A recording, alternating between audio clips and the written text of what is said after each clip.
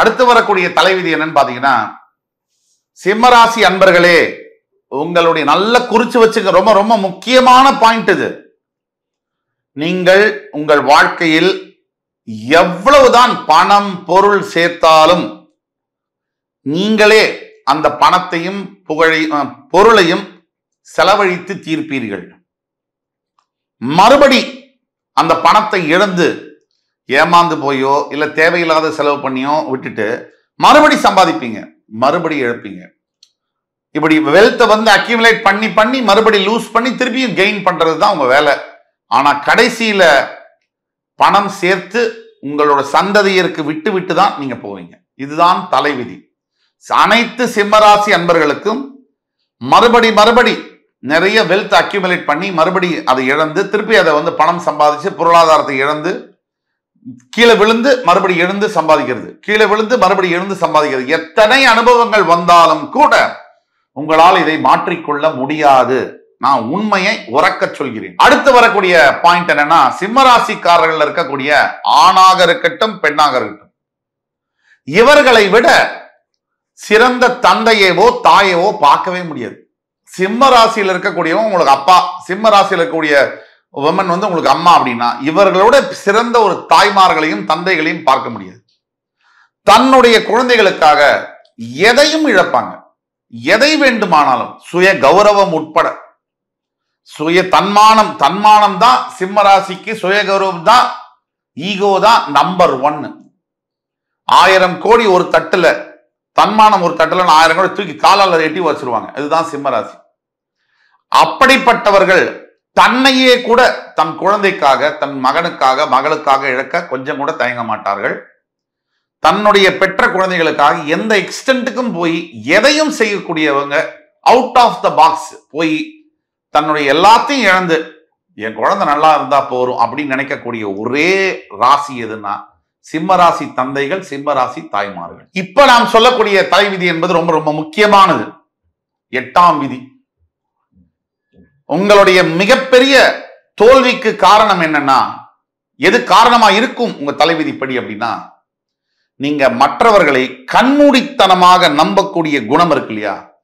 நம்புவது தப்பில்ல, கண்மூடித்தனமாக நீங்கள் நம்பக்கூடிய குணம்தான் உங்களுடைய வாழ்க்கையில ஏற்படக்கூடிய மிகப்பெரிய தோல்விகளுக்கு காரணமாக இருக்கும். பிளைண்டா ட்ரஸ்ட் பண்றது ஒருத்தர, இதுதான் உங்களுடைய பிக்கஸ்ட் டிஃபீட்ஸுக்கு காரணமா இருக்கக்கூடிய. இதை நீங்க மாத்திக்கொண்டே ஆக வேண்டும். வெளுத்ததெல்லாம் பால் அல்ல, இதை நீங்க புரிஞ்சுக்கணும். இப்ப சொல்ல போற தலைவிதி 9ஆம் மற்றும் 10ஆம் விதி. இந்த 9ஆம் விதிப்படி சிம்மராசி அன்பர்களுக்கு கண்டிப்பாக கல்யாண வாழ்க்கையில் திருப்தியான சூழ்நிலை இருக்க முடியவே முடியாது. எந்த சிம்மராசி ஆணாக இருந்தாலும் பெண்ணாக இருந்தாலும் நீங்க கேட்கலாம். 99.99% சிம்மராசி ஆண்கள் மற்றும் பெண்களுக்கு தன்னுடைய வாழ்க்கை துணையால நச்ச நச்ச நச்ச நச்சன்னு தான் இருக்கும். ஒருவேளை ஆண் சிம்மராசினா பொண்டாட்டி இவரை புரிஞ்சுக்கிறதுக்கு வாய்ப்பே கிடையாது. அது ஆட்டோ ஓட்டுற சிம்மராசி அன்பர்ல இருந்து IAS ஆபீசரா இருக்கக்கூடிய சிம்மராசி அன்பர் வரைக்கும் இதே பலன் தான். இதை மாற்றவே முடியாது. இதுதான் தலைவிதி. நீங்க தான் மாறிக்கணும், உங்களோட தலைவிதி மாறாது. இதே மாதிரி ஒரு பெண் சிம்மராசி இருக்கீங்க, கணவர் பெண் வேற ராசி, கணவர் சிம்மராசின்னு வச்சுங்க. நீங்க தலைகீழ் நின்னாலும் நீங்க சொல்றத உங்க கணவர் கேட்க மாட்டார், உங்களுக்கு அடிபணிய மாட்டார், நீங்கள் சொல்வதை புரிந்து கொள்ள மாட்டார். அதே மாதிரி சிம்மராசி ஆணா இருந்து உங்களோட மனைவி வேற ராசி, எந்த ராசியா இருந்தாலும் சரி, உங்களுக்கு கொஞ்சம் கூட ஒத்துழைக்க மாட்டாங்க. நீங்க பெண் சிம்மராசியா இருந்தாலும் ஆண் சிம்மராசியா இருந்தாலும் உங்களோட லைஃப் பார்ட்னர் புரிஞ்சிக்கவே மாட்டாங்க. நீங்க இதை தான் பின்பற்ற வேண்டும். புரிஞ்சவங்களுக்கு சொல்ல வேண்டிய அவசியம் இல்லை, புரியாதவங்களுக்கு சொல்லியும் பிரயோஜனம் இல்லை. இதை தாரக மந்திரத்தை மனசுல ரிஜிஸ்டர் பண்ணிக்கணும். 10ஆம் விதி என்னன்னா, 85% சிம்மராசி என்பவர்களுக்கு தலைவிதி என்னன்னா, ஒன்றுக்கு மேற்பட்ட திருமணங்கள் நடக்கக்கூடிய வாய்ப்புகள் இருக்கு. ஒரே திருமணம் சிம்மராசியில பண்ணிருக்காரு அப்படின்னா அது விதிவிலக்கு தான். அட்லீஸ்ட் கல்யாணத்துக்கு முன்னாடி ஏதோ ஒரு காதல் திருமணம் வரைக்கும் நின்று இருக்கும், ஏதாவது ஒன்று நடந்திருக்கும். சிம்மராசியா இருந்து ஒரு பொண்ணு தான் நான் லவ் பண்ணேன், அந்த பொண்ணை தான் கல்யாணம் பண்ணிக்கிட்டேன், அவங்களோட தான் 40 வருஷமா குடும்பம் நடத்துறேன்னு சொன்னீங்கன்னா உங்களுக்கு மேல போய் சொல்ல யாராலையும் முடியாது. விதி விலக்குகள் உண்டு இதுலயும். ஆனா விதி விலக்குகள் விதியாகாது. நம்ம பேசக்கூடியது 80 முதல் 85% சிம்மராசி அன்பர்களை பற்றி. இப்ப சொல்ல போறது இந்த தலைவிதி 12ஆம் தலைவிதி மிக மிக முக்கியமானது. உங்கள் ஆரோக்கியம் மற்றும் ஆயுள் சம்பந்தப்பட்டது. பெரும்பாலான சிம்மராசி நேயர்களுக்கு 20 முதல் 30 வரை 50லேருந்து 60க்குள்ள இந்த 10 வருஷத்துக்குள்ள ஏதாவது ஒரு மேஜர் நோய் டிசீஸ் வரக்கூடிய வாய்ப்புகள் இருக்கு. இதை சொல்வதன் மூலியமாக உடனே பயமுறுத்துறோம், தப்பா பேசுறோம், நெகட்டிவா பேசுறோம். நான் கூட பல கமெண்ட்ஸ்ல பாக்குறேன், இவர் சொல்றதெல்லாம் நெகட்டிவா இருக்கு. சரி, நெகட்டிவே சொல்லாம எல்லாமே நல்லா இருக்கும், எல்லாமே சூப்பர், எல்லாமே ஃபர்ஸ்ட் கிளாஸ், எல்லாமே ஃபென்டாஸ்டிக் சொன்னா உண்மையை சொல்லுங்க சார். ஏன் சார் புழுகுறீங்க? ஒரே கஷ்டப்பட்டுக்கிட்டு இருக்கோம். இதுல பாக்குறவங்க சரியில்லையா இல்ல நாம சரியில்லையான்னு தெரியல நமக்கு. ஒரு மனிதன் நெகட்டிவாவும் பேசாம பாசிட்டிவாவும் சொல்லாம நடுவுல எப்படி சொல்ல முடியும்? இந்த அளவுக்கு தற்கொலைகளா இருக்கக்கூடிய பார்வையாளர்களை நம்ம கொஞ்சம் கூட கண்டுக்க போறது இல்ல. நமக்கு வேணுங்கிறது அர்த்தமுள்ள ஆரோக்கியமான கமெண்ட்ஸ் மட்டுமே தான். இப்போ சும்மா ஒரு கம்ப்யூட்டர் போன் இருக்குன்னு சொல்லி டப்ப டப்பன்னு அடிக்கிறதுல அதுக்கெல்லாம் நம்ம பதில் சொல்ல வேண்டிய அவசியமே இல்லை. அதனால உண்மையான விஷயம், உங்கள் ஆரோக்கியத்தை 20 முதல் 30 வரை கண்டினியூஸா நீங்க மெடிக்கல் செக்அப் வருஷத்துக்கு ஒரு தடவையாவது பண்ணிக்கிறது ரொம்ப ரொம்ப நல்லது. அதே மாதிரி 50 முதல் 50 வயசுல இருந்து 60 வயசுக்குள்ள இது 10 வருஷங்களும் உங்களுக்கு ரொம்ப ரொம்ப முக்கியமான ஆண்டுகள். உங்களோட ஆரோக்கியத்துல நீங்க எவ்ரி இயர் மெடிக்கல் செக்அப் பண்ணிக்கோங்க. எல்லாத்தையோட ஒரு மிக முக்கியமான தலைவிதி 13ஆம் விதி என்னன்னா, எத்தனை துன்பங்கள் வந்தாலும், எத்தனை சோதனைகள் வந்தாலும், எத்தனை வேதனைகள் வந்தாலும் கடைசியில சிம்மராசி அன்பர்களே நீங்க தான் சத்தியமா ஜெயிப்பீங்க. இதுல மாற்று கருத்தே வேண்டாம். இதுல சூப்பர் ஸ்டாருக்கு சொன்ன மாதிரியே சொல்றேன், அரசாங்கமே அவங்க பக்கம் இருந்தாலும் ஆண்டவனே உங்க பக்கம் இருப்பார். இதுதான் உண்மை. அன்பார்ச்சுனேட்லி இந்த கடைசி தலைவிதியை நான் உங்களுக்கு சொல்லிதான் ஆகணும். பெரும்பாலான சிம்மராசி அன்பர்களுக்கு இளம் வயதில் கூட பிறந்த சகோதரனையோ இல்ல சகோதரியோ இழக்கக்கூடிய ஒரு தலைவிதி என்பது உண்டு. எல்லோருக்கும் அல்ல, விதிவிலக்குகள் உண்டு. 75 to 80% ஆஃப் தி சிம்மராசி அன்பர்களுக்கு சிறு வயதிலேயே தன் கூட பிறந்த பிரதரையோ சிஸ்டரையோ இழக்கக்கூடிய வாய்ப்பு என்பது உண்டு. அவர்களும் கூட நீங்க கொஞ்சம் கவனிச்சுக்கிறது, ஆரோக்கியத்தை பார்த்துக்கிறது, அவங்க உங்கள்கிட்ட சரியா நடந்துக்கலாம் பரவாயில்ல, நீங்க பாசத்தை காமிக்கிறது நல்லது. சிம்மராசி அன்பர்களை இப்ப நம்ம பேச போறது, நீங்கள் எதை எதிர்பார்க்கலாம் உங்கள் வாழ்க்கையில், வாட் யூ கேன் எக்ஸ்பெக்ட். இதுல முதல் பாயிண்டா வரக்கூடியது, நீங்க யார் யார் மேல அதிகமா அன்பு பாசம் காதல் வைக்கிறீங்களோ அவங்க எல்லாம் ஒரு காலத்துல உங்களை கண்டிப்பா நெஞ்சில ஏறி மிதிக்க போறாங்கன்றத நீங்க புரிஞ்சுக்கிட்டே ஆகணும், எதிர்பார்த்தே ஆகணும்.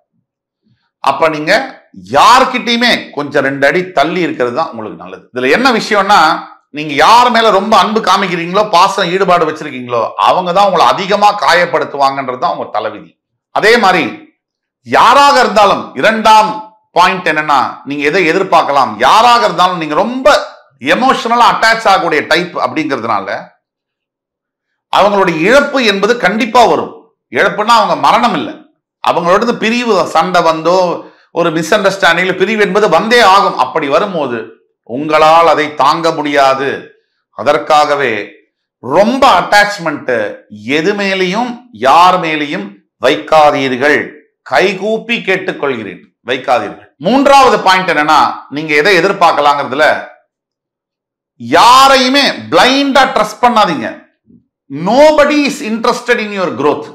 யாருக்கும் உங்களுடைய வளர்ச்சியில உங்களுடைய முன்னேற்றத்துல ஆர்வமோ ஒரு ஆசையோ கிடையாது. இத மனசுல ஓபன் பண்ணி சுத்தியில் அடிச்சு ஆணி மாதிரி பதிவு பண்ணிங்க.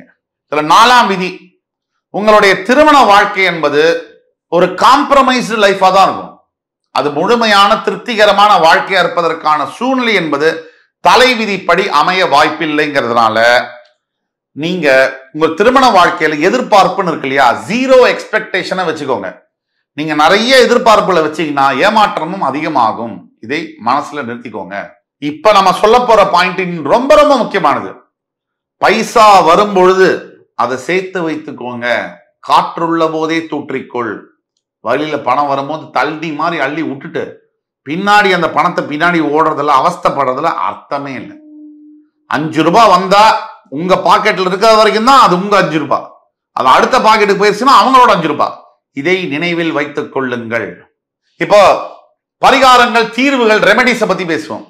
சிம்ம ராசியில் பிறந்த அனைத்து அன்பு உள்ளங்களும் நீங்கள் உங்கள் வாழ்க்கையில் கடைபிடிக்க வேண்டிய 5 முக்கிய பாயிண்ட்ஸ் என்ன அப்படின்னு பார்ப்போம். இதுல முதலாவதாக வருவது, சிம்மராசியில் பிணைந்த அனைத்து நண்பர்களும், பிரதர்ஸ் அண்ட் சிஸ்டர்ஸ் எல்லாருமே கண்டிப்பாக ஒவ்வொரு ஞாயிற்றுக்கிழமையும் சிவன் கோவில் போவதுங்கிறது கண்டிப்பாக போயாகணும். பிரதோஷம் தோறும் சிவனுக்காக ஒரு பொழுது விரதம் இருப்பது என்பது அவ்வளவு நல்லது. இரண்டாவது பாயிண்ட், சிம்மராசியில் பிறந்த அனைத்து அன்பர்களுக்கும் மெடிடேஷன் இஸ் அ மஸ்ட். தியானம் நீங்க செய்ய செய்ய செய்யதான் உங்கள் மனது பக்குவப்படும், பேலன்ஸ்டா இருக்கும். நீங்க சந்தோஷம் வந்தா எகிரி குதிக்கிறதும், சங்கடம் வந்தா ஓன்னு பிறண்டு அழுகிறதும், இது இல்லாம இருக்கக்கூடிய மனசு வேணும்னா அப்படியே நிலைத்து நிக்கணும். அதுக்கு தியானம் தான் உங்களுக்கு வழி கொடுக்கும். மூன்றாவது முக்கிய பாயிண்ட், எமோஷனலா ஃபூலா இருக்காதீங்க. யாராவது உங்களை புகழ்ந்தாலோ உங்களை பத்தி பெருமையா பேசினாலோ அவங்கள நம்பி எல்லாத்தையும் அவுத்து கொடுக்கறது, எல்லாம் அந்த நகையெல்லாம் வச்சுக்கோ, பேங்க் அக்கௌண்ட்ல காசெல்லாம் நீயே வச்சுக்கோ அப்படின்னு செய்யறது முட்டாள்தனம். அதை நீங்கள் என்று நிறுத்துகிறீர்களோ அன்றுதான் உங்கள் வாழ்க்கை புதுமையாக ஆரம்பமாகும். நான்காவது, எந்த சிச்சுவேஷன்லயும் ஓவர் ரியாக்ட் பண்ணாதீங்க. அந்த சிச்சுவேஷனுக்கு எது தேவையோ பதட்டப்படுறது, மிகுதியா கோவப்படுறது, இதை குறைத்துக் கொள்ளுங்கள். அந்த சூழ்நிலைக்கு எது தேவையோ அதை மட்டும் செய்யுங்கள். அதிகமா கோபமும் படாதீங்க, அதிகமா ஆசையும் படாதீங்க. ரெண்டையும் பேலன்ஸ்டா வச்சுக்க சிம்ம ராசி அன்பர்களே, உண்மையிலே உங்களை மாதிரி ஒரு மிகப்பெரிய தலைவர்களையோ சாதனையாளர்களையோ பார்க்கவே முடியாது. இப்ப நான் சொல்ல போறதுதான் அனைத்து இதுலயும் ரொம்ப முக்கியமானது. எது எப்படி இருந்தாலும் சிம்ம ராசியில் பிறந்த எனது அண்ணா, தம்பி, அக்கா, தங்கைகளே, சிம்ம ராசிக்காரர்களுக்கு ரொம்ப முக்கியமானது என்ன பாயிண்ட்னா, always victory will be yours. உங்களுக்கு தான் வெற்றி நிச்சயம். ஆனால் அந்த வெற்றியை தக்க வைத்துக் கொள்வதில் தான் ப்ராப்ளம் இருக்கும். அந்த வெற்றியை தக்க வைத்துக் கொள்ள எப்பவுமே you need to keep connected with God. உங்களுக்கு எப்பவுமே இறைவனுடன் தொடர்பு இருக்க வேண்டும். நீங்கள் இறை சிந்தனையை வளர்த்துக் கொள்ள வேண்டும். வாலண்டரி சர்வீஸ், இறை தொண்டு ஆற்ற வேண்டும்.